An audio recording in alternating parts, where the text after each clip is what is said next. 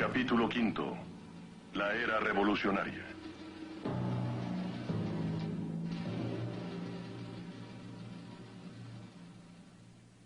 Nos encontramos en la antigua Suprema Corte de Suiza en Lausana. Esta pintura fue realizada en 1905 por Paul Robert. Los jueces tenían que pasar delante de ella cada vez que iban a tratar un caso, para que no olvidaran que la Biblia da las bases no solo para la moral, sino para la ley. ¿Cómo debían los jueces juzgar? ¿Cómo debían hacerlo para que el juicio no resultara arbitrario? La justicia aquí no es ciega. Y su espada no apunta hacia arriba, sino hacia abajo. Hacia este libro, la Loi de Dieu, la ley de Dios. Esta fue la base legal y sociológica para la ley en el norte de Europa después de la Reforma. Mientras el énfasis de la Reforma de que la Biblia era la única autoridad final echó raíces, el ciudadano ordinario se liberó cada vez más del arbitrario poder gubernamental. Lo que Paul Robert pintó para los jueces en el edificio de la Suprema Corte en Lausana, Samuel Rutherford de Escocia lo expuso por escrito en 1644. Proporcionó al pueblo una base para el efectivo control político de su soberano. Lex Rex, la ley es el rey. La libertad sin caos, porque existe forma, o dicho de otra manera, un concepto de ley, en lugar del arbitrario gobierno del hombre, porque la Biblia estaba ahí, como la autoridad final, como la base. La obra de Rutherford y la tradición que comprende tuvieron una gran influencia en la Constitución norteamericana, aunque los norteamericanos modernos se hayan olvidado de él y de su influencia.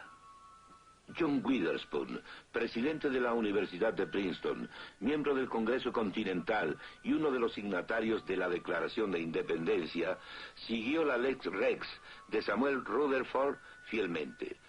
Thomas Jefferson tomó la enseñanza cristiana en la forma secularizada de John Locke, el filósofo inglés que enfatizó los derechos inalienables, el gobierno por consenso, la separación de poderes y el derecho a una revolución. Locke no tuvo el fundamento cristiano de Samuel Rutherford, pero partió de él y lo secularizó. Se debe decir entonces que no todos los hombres que sentaron las bases para los Estados Unidos eran cristianos individualmente. Por ejemplo, Thomas Jefferson. Sin embargo, vivió dentro del círculo de lo que el consenso cristiano trae consigo. Muchos de los hombres que formularon la Constitución de los Estados Unidos no eran individualmente cristianos, pero lo que fomentaron descansaba en la Reforma a través de la tradición de la Lex Rex. Basándose en la Biblia como la única autoridad final, es posible para una sociedad y un gobierno conocer la forma y la libertad hasta donde dicha sociedad deje que la Biblia y su enseñanza lleguen a sus conclusiones naturales. Este es el muro de la Reforma en Ginebra, un monumento a los líderes de la misma. La Reforma en Europa del Norte dio también un fuerte ímpetu hacia el sistema de restricciones y contrapesos en el gobierno. El hombre de la Reforma enfatizó fuertemente la caída del hombre, ya que se rebelaba en contra de Dios. Su posición no era nada romántica. Pensaba que cada hombre era pecador, así que debían existir restricciones y contrapesos, especialmente para los hombres en el poder.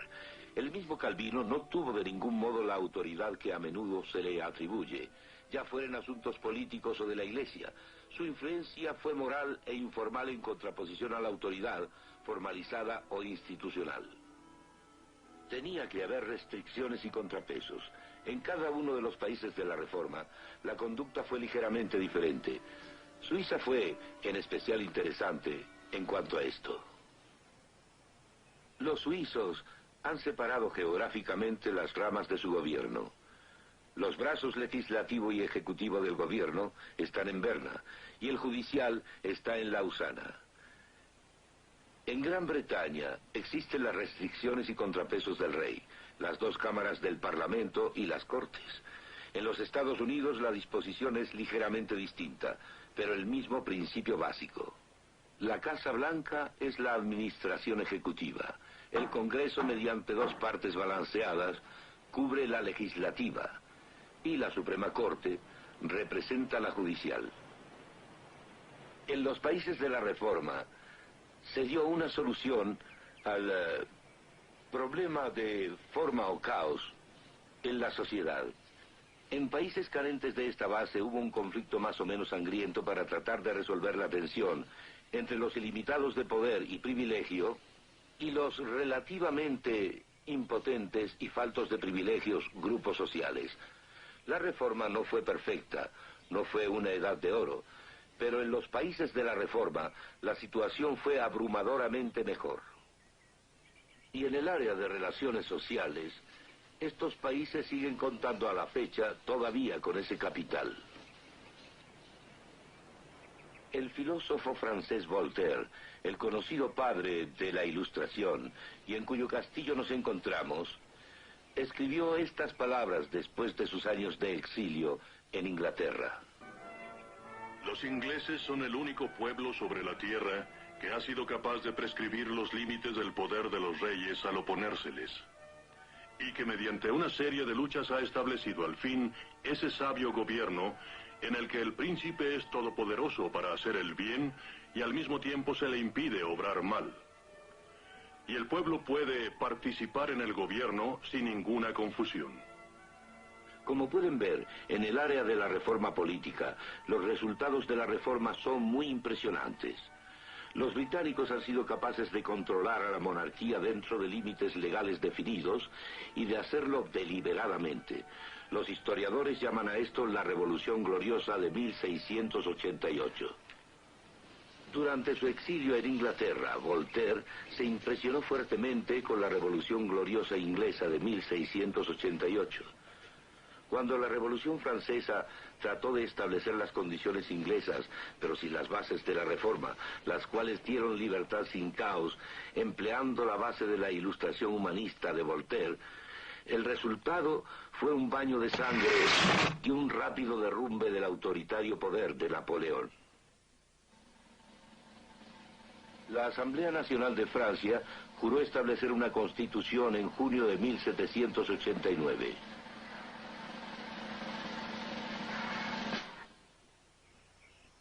Esta fue la primera fase del plan burgués liberal para la Revolución Francesa. Y en agosto salió a la luz la Declaración de los Derechos del Hombre. Suena bien, pero no tuvo en qué fundamentarse. Voltaire y los otros hombres de la Ilustración no tenían otra base que su propia limitación. Lo que era llamado el ser supremo se igualaba a la soberanía de la nación, a la voluntad general del pueblo. Qué tremendo contraste con la Revolución Gloriosa inglesa, y qué contraste con los resultados de la Declaración de Independencia de América 13 años antes de la Revolución Francesa. La gloriosa Revolución inglesa y la Declaración de Independencia norteamericana tuvieron su fundamento en la Reforma, y la Declaración Francesa de los Derechos del Hombre no. Le llevó a la Asamblea Nacional Constituyente Francesa 2 años en redactar una constitución. Al cabo de 2 años fue letra muerta, y dio entonces comienzo la Segunda Revolución Francesa. Para que la base quedara por completo aclarada, en lugar de contar los años a partir del nacimiento de Cristo, proyectaron para la Revolución otro calendario, en el que 1792 fue el año primero. Comenzaron a destruir cosas del pasado, sugiriendo incluso la destrucción de la Catedral de Chartres. Proclamaron diosa a la razón en Notre Dame en París y en otras iglesias de Francia, incluyendo Chartres. En París llevaban en hombros como diosa a una tal damisela Candel de la ópera. Hicieron esto para indicar tan gráficamente como fuera posible que la razón humana estaba siendo exaltada y que el cristianismo estaba siendo relegado.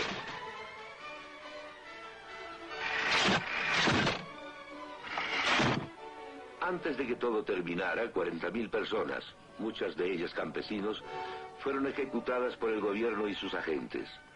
Robespierre, el líder revolucionario, fue asimismo ejecutado. Estos resultados no fueron externos, fueron los productos de la base humanista de la Ilustración. El hombre de la Ilustración pensaba que tanto el hombre como la sociedad eran perfectibles y se aferraron a esto incluso en medio del terror.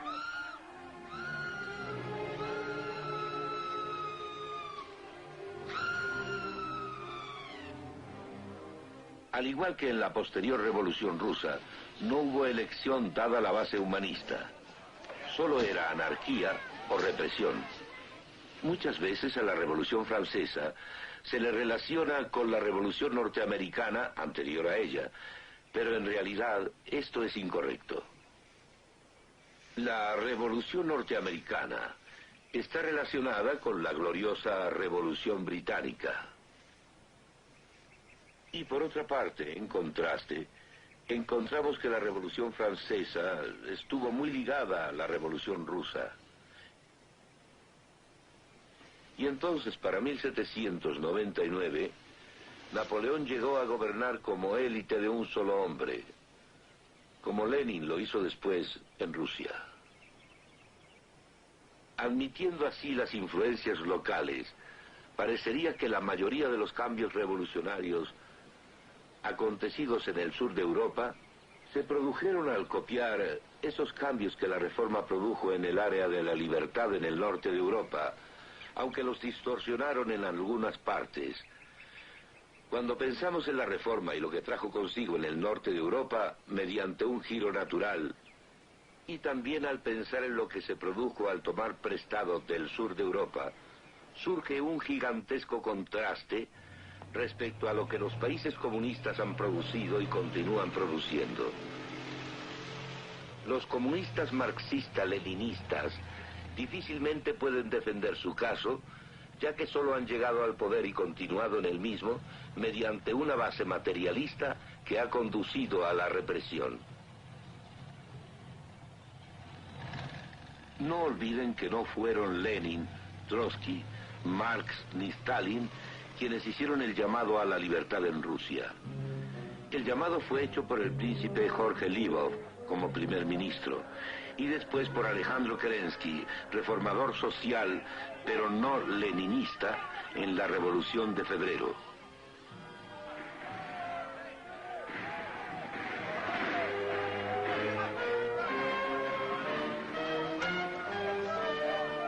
Lenin, Trotsky y Stalin se apoderaron de esta revolución hecha por otros en octubre de 1917 y establecieron un régimen de represión desde el principio. Los bolcheviques leninistas eran solo un pequeño porcentaje del pueblo ruso y constituían apenas la cuarta parte de la Asamblea Constituyente. Pero cuando esta asamblea, que había sido apenas elegida en noviembre, se reunió por primera vez en enero del año siguiente, 1918, los bolcheviques la disolvieron por la fuerza. La elección de la Asamblea Constituyente fue la primera y última elección libre en Rusia. La represión entró de lleno no solo en la vida y la libertad políticas, sino en todos los ámbitos de la vida. Lo que entonces se llamó la dictadura temporal para el proletariado ha probado ser en realidad la dictadura permanente de una pequeña élite.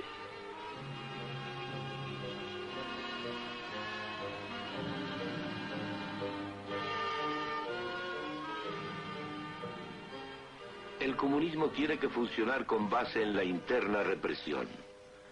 Si se considera, por ejemplo, la represión bajo Lenin, Stalin y sus purgas, el muro de Berlín, la carencia de la libertad en China, Rusia también conserva a sus aliados mediante la represión.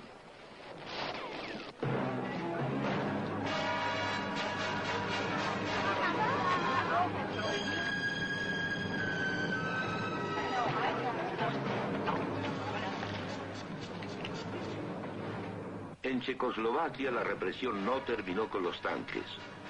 Luego 500.000 de seguidores de Dubček fueron expulsados del Partido Comunista. La base comunista no ha logrado producir en ninguna parte la libertad obtenida en Europa del Norte con la Reforma. Viendo el contraste que existe entre el sur de Europa y los países comunistas, la riqueza brindada por la Reforma en el área de la sociedad y el gobierno no debe ser minimizada. Inclusive en aquellas partes en donde el consenso producido por los hombres de la Reforma fue menor, fue menos consistente de lo que debería haber sido. No obstante, el fundamento bíblico proporcionó absolutos sobre los cuales combatir la injusticia. En cambio, el humanista no tiene manera de decir que ciertas cosas son correctas y otras incorrectas. Porque para el humanista lo último que existe es el universo impersonal, y este es silencioso y neutral respecto a lo correcto e incorrecto y a lo cruel y no cruel. No tiene manera de poseer absolutos, por tanto es compatible con su propia posición. El humanismo, tanto en la vida y moral privadas y en la vida política, está sometido solo al arbitrio, y ya que no había bases para lo correcto o incorrecto, las leyes podían ser cambiadas mañana por otro absoluto arbitrario por consideración de la conveniencia. Hemos visto lo que pasó en aquellos lugares que no tuvieron absolutos bíblicos y que no tuvieron a la Reforma como base. Pero no debemos olvidar que a través de los siglos se desarrollaron debilidades en aquellos sitios que sí englobaron a la Reforma en su historia. Las personas a menudo no actuaron de acuerdo a la Biblia y su enseñanza que según ellos seguían. Los cristianos actuales tienen que compadecerse profundamente de todos esos lugares de inconsistencia, cuando la Biblia y la cristiandad tuvieron mayor influencia sobre la sociedad de la que tienen hoy. Claro está que la justificación más efectiva depende de los cristianos actuales, al actuar más consistentemente con la Biblia y su enseñanza en estos puntos cruciales. Había varias áreas en las que la Biblia no era seguida como tenía que haber sido, sobre todo en dos de las áreas. Primero, una noción deformada de raza, y segundo, un uso no compasivo de la riqueza acumulada. La noción deformada de raza adquirió dos formas. La esclavitud basada en la raza fue desde luego lo más flagrante. Ese prejuicio desde luego fue lo más flagrante, y desgraciadamente continúa siéndolo hasta nuestros días. Los árabes tratantes de esclavos, como los que se ven en este dibujo, capturaban a los africanos, a quienes más tarde vendían como esclavos.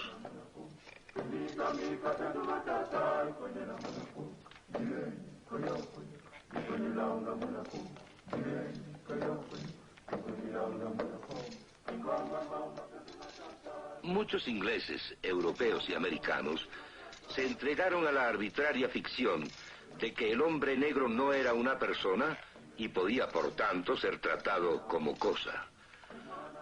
Los Estados Unidos deben soportar una crítica especial, ya que la esclavitud basada en la raza continuó hasta fecha muy reciente.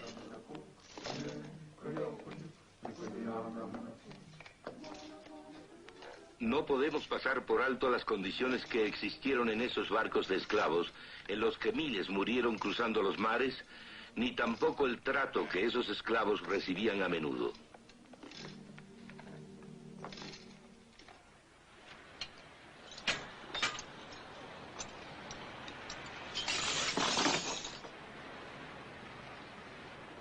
La esclavitud basada en la raza y el prejuicio racial son erróneos.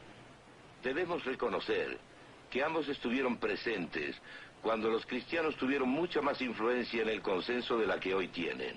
La Iglesia como tal no abogó lo suficiente. El comienzo de la era industrial lo constituyó el control de la potencia del agua en nuevas formas. Después del agua, se controló el vapor. Este barco de vapor en donde ahora estamos es una reliquia de la revolución industrial.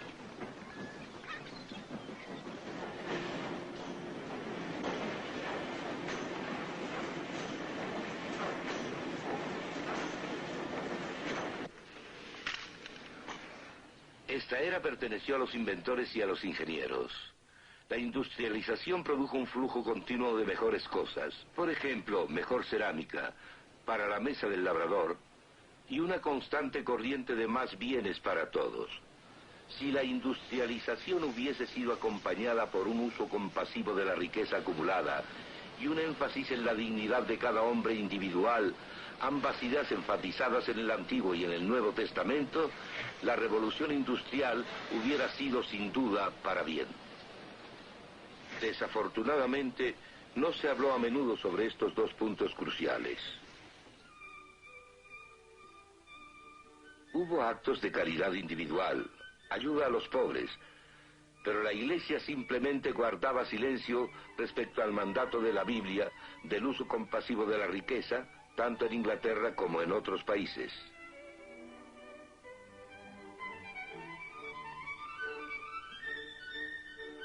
No era que la mayoría de la gente estuviera peor que antes, principalmente la sociedad agraria, sino que la riqueza producida por la revolución industrial, por lo general, no era usada con compasión. Los barrios bajos crecieron en Londres y en las ciudades industriales. El día labor promedio constaba de 12 a 16 horas.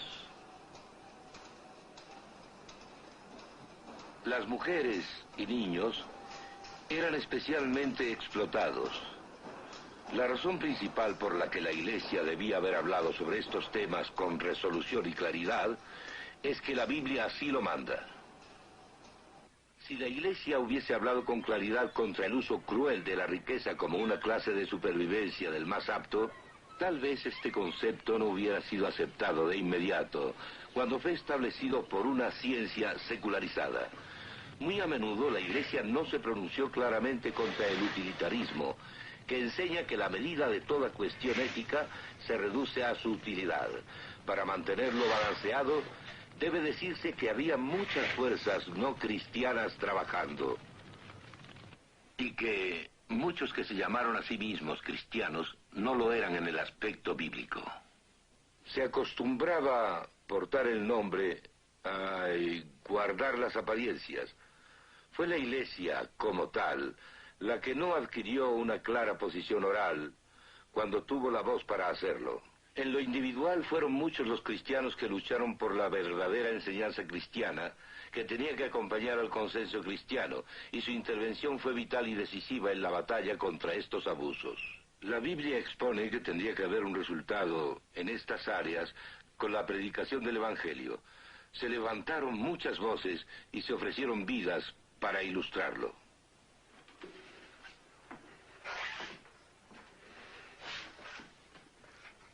John Wesley se pronunció con fuerza contra la esclavitud, incluyendo la esclavitud en los Estados Unidos. John Newton era un tratante de esclavos y se convirtió en cristiano, dejando el tráfico, y se rebeló contra él.